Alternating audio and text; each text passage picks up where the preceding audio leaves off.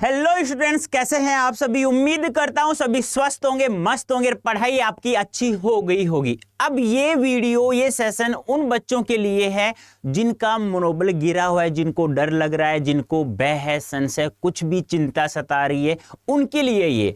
तो बेटा एक बात ध्यान रखना, वैसे सभी के लिए, सभी देख सकते हैं, सभी के लिए बहुत महत्वपूर्ण है ये। अब कंप्लीट हिंदी मात्र हम चाहते हैं कि 30 मिनट्स में हम लोग करें। अब इस 30 मिनट्स में पूरी हिंदी कैसे होगी? यदि मैं बात करूं आरोह भाग 2, यदि मैं बात करूं आरोह भाग 2 में टोटल 15 चैप्टर हैं।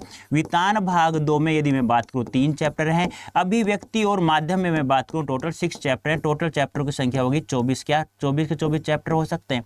लेकिन बेटा इसमें मैं कुछ ऐसा बताने जा रहा हूं जो आप लोगों का एक मनोबल बढ़ा देगा, जिसमें आप अच्छे मार्क्स आराम से प्राप्त कर लेंगे। अब सबसे पहले हम लोग बात करते हैं बेटा कि जो हमारी बुक है, उन बुकों की जो संख्या है वो हमारी 3 है। एक आरोह भाग 2 है जो हमारी 30 मार्क्स की है, जिसके अंतर्गत 15 चैप्टर हैं।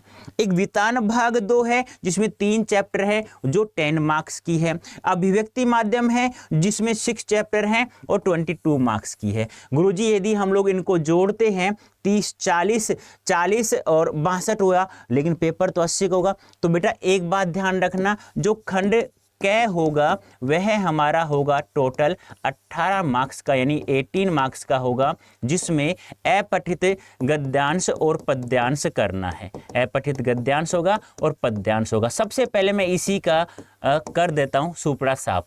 जैसे बेटा सुनो, जो भी अपठित गद्यांश पद्यांश है, सबसे पहला कार्य क्या करना है आपको एग्जाम हॉल में सभी सवालों को क्या करना है, रीड करना है। सभी सवालों को विद ऑप्शन, जो 3 सवाल होंगे ना, ऑप्शन के 3 गद्य में 3 पद में होंगे, विद ऑप्शन आप लोगों को क्या करना है, बस केवल आपको क्या करना है, पढ़ना है। एक काम ये करना है।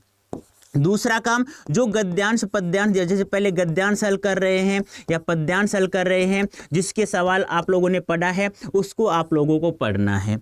तीसरा काम क्या करना है, उसको रेखांकित करना है। किसको रेखांकित करना है? गद्यांश पद्यांश को पढ़ते समय मुख्य मुख्य शब्दों को आप लोगों को क्या करना है, रेखांकित करना है, अंडरलाइन करना है। देखो ध्यान से सुनना, पहला काम सभी सवालों को पढ़ना है। दूसरा काम क्या करना है, गद्यांश पद्यांश को पढ़ते समय। तीसरा काम रेखांकित करना है। चौथा काम आप लोगों को क्या करना है बेटा, वापस से उन सभी सवालों को पढ़ना है। ध्यान से सुनना, वापस से सभी सवालों को पढ़ना है। बेटा ये सेशन बहुत काम आएगा, बहुत हेल्प करेगा। ध्यान से सुनना। तो ये 18 मार्क्स, फिर हमें एक एक सवालों को पढ़ना है, एक एक सवालों को पढ़ना है और आंसर देना यानी उत्तर देना है। तो मुझे नहीं लगता ये सवाल पढ़ने के बाद में आप इसको पढ़ोगे ना तो इतना समझ में आ जाएगा कि गद्यांश पद्यांश किस पर लिखा हुआ है। इतना समझ में आ गया? बस फिर आप लोगों को क्या करना है, मुख्य मुख्य शब्दों को अंडरलाइन कर ही लिया है, फिर एक बार वापस सभी सवालों को आप लोगों को पढ़ना है ना। तो आपको अक्सर इतना टाइम है, अरे बेटा 3 घंटे हैं। पढ़ने वाले बच्चे के लिए 3 घंटे काफ़ी होते हैं। अब जो नहीं पढ़ता है, कोई ऐसे करता है, कोई इधर उधर देखता है, कोई कुछ करता है, खुजली करता है, तो उसके लिए तो फिर समय 3 क्या 4 या 5 घंटे से तो कम रहेगा। लेकिन बेटा ध्यान से सुनना, ये एक ऐसा कारगर तरीका है, जो मजाक नहीं कर रहा हूँ बेटा। पेपर दे के आना 100% ये आप लोगों के लिए बहुत फायदे में होगा। 18 मार्क्स आराम से आप लोग प्राप्त कर लेंगे।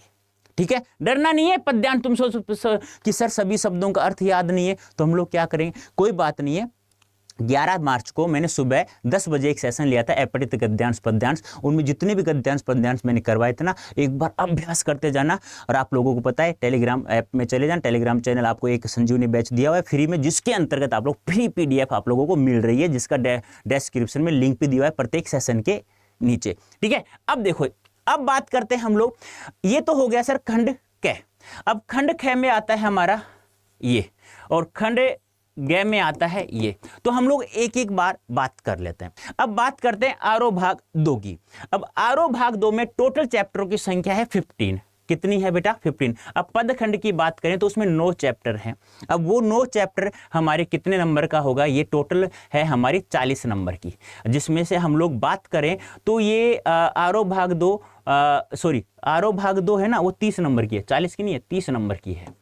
अब हम बात करें तो ये हमारा 5 नंबर का होगा, और एक गद्यांश भी होगा जो हमारा 5 नंबर का होगा। तो टोटल कितने हो गए? 10 नंबर हो गए।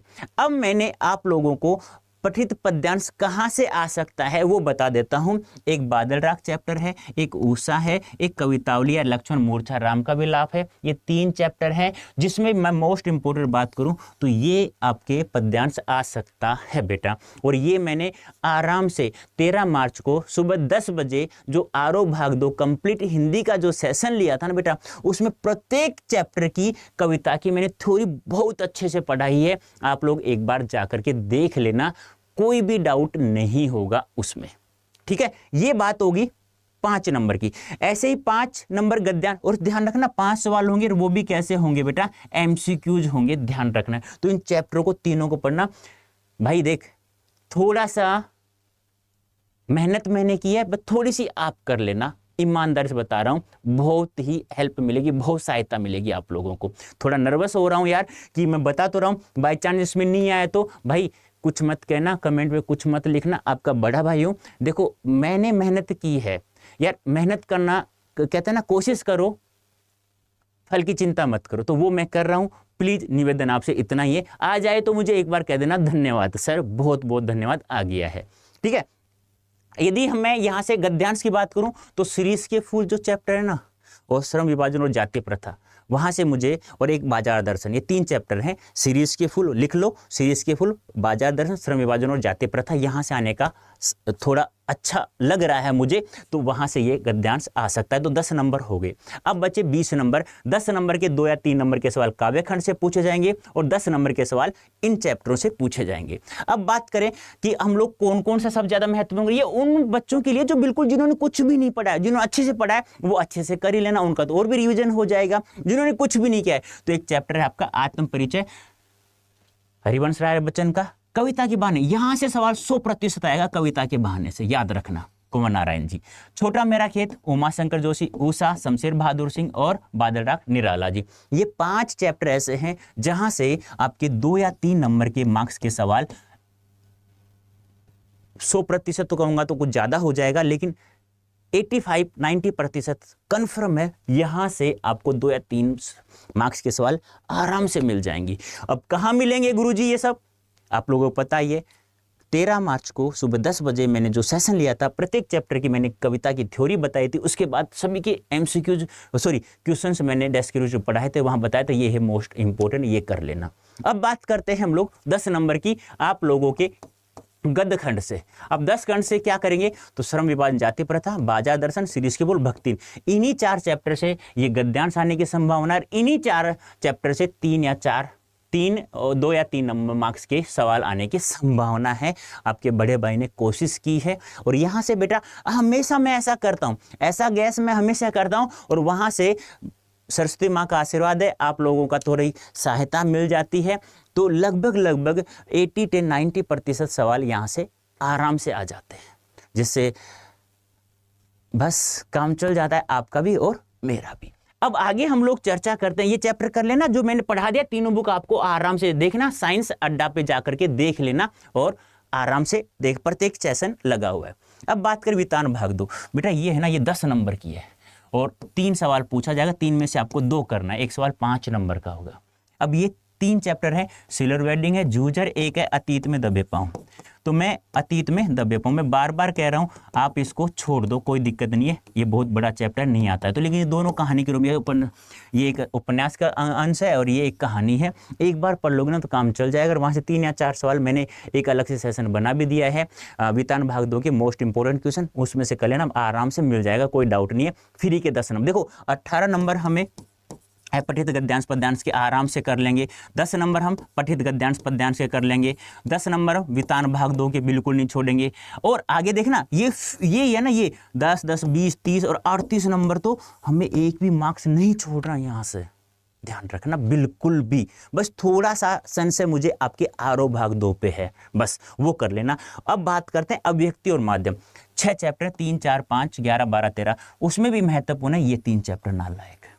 और इन्हीं तीनों चैप्टरों से है ना 2 सवाल मैंने लिखा है, कहानी का नाट्य रूपांतरण कैसे करेंगे, कहानी का कहानी के केंद्र में जो कथानक होता है समझाइए, और एक द्वंद्व वाला भी याद रख लेना।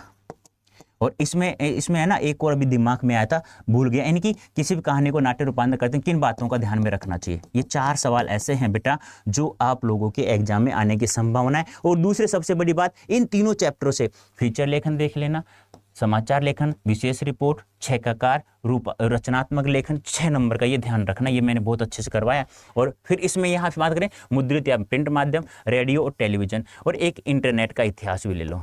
और अब ये आपको कहाँ मिलेंगे, आपको पता ही होगा, अभिव्यक्ति माध्यम मैंने कंप्लीट करवा दिया, लेकिन फिर भी बच्चे कहते हैं 3-3 घंटे का सेशन है गुरुजी क्या करें।